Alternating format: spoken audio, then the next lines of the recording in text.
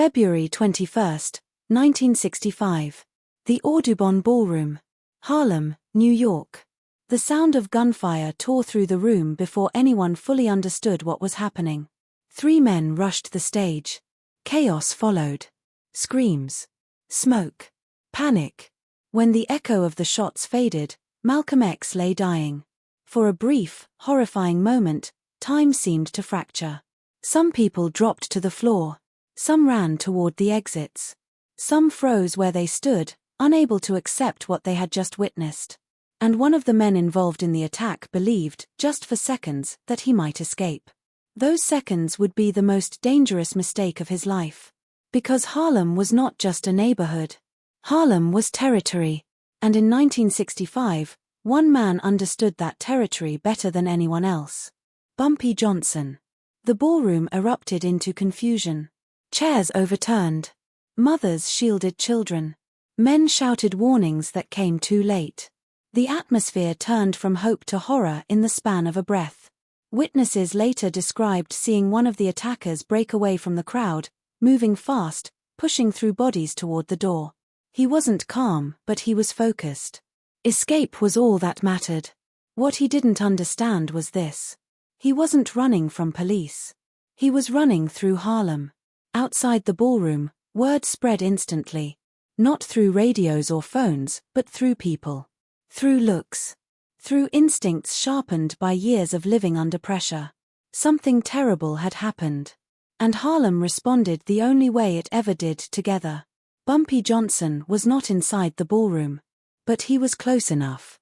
And more importantly, he was plugged into Harlem in a way no official authority ever was. When something shifted in the neighborhood, Bumpy felt it before sirens arrived. Someone came to him fast. Breathing hard. Eyes wide. They shot Malcolm. That was all it took. Bumpy didn't shout. He didn't ask questions. He didn't panic. He understood instantly what this meant, not just politically, but emotionally.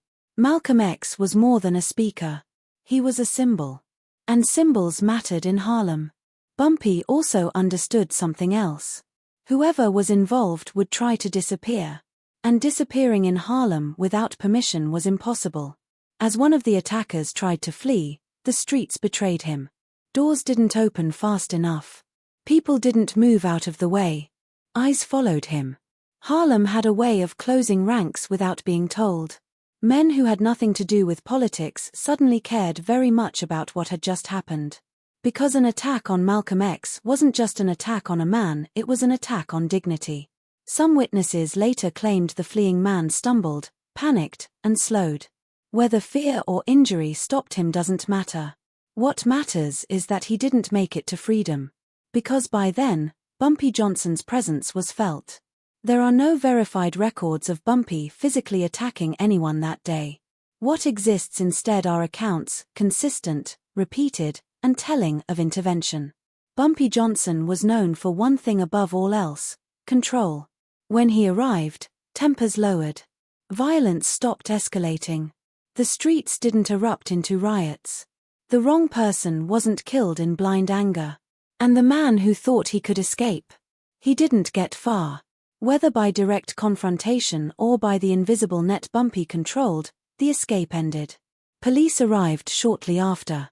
One suspect was apprehended at the scene, wounded and surrounded. No mob justice followed. That restraint mattered. Because Harlem didn't need more blood.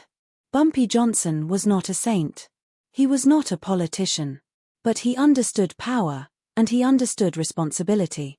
If Harlem exploded that day, the consequences would have been devastating for innocent people, for the movement, for the future Malcolm X had been fighting for. By ensuring order, by making sure no one vanished into the chaos, Bumpy did something few men in his position ever did. He chose control over revenge. That choice prevented a massacre. Malcolm X was pronounced dead shortly after. The nation reeled. Harlem mourned. And behind the scenes, law enforcement quietly acknowledged something they rarely admitted publicly.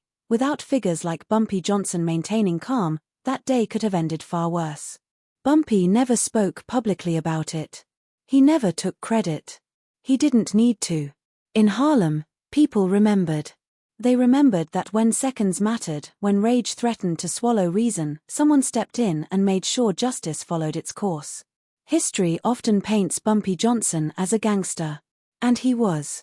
But history is more complicated than labels. On one of Harlem's darkest days, when emotions ran hotter than reason, Bumpy Johnson helped keep the streets from turning into a battlefield. Not with guns. Not with threats. But with authority earned over decades.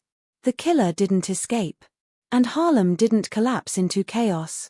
Sometimes, the most powerful act isn't violence. It's stopping it.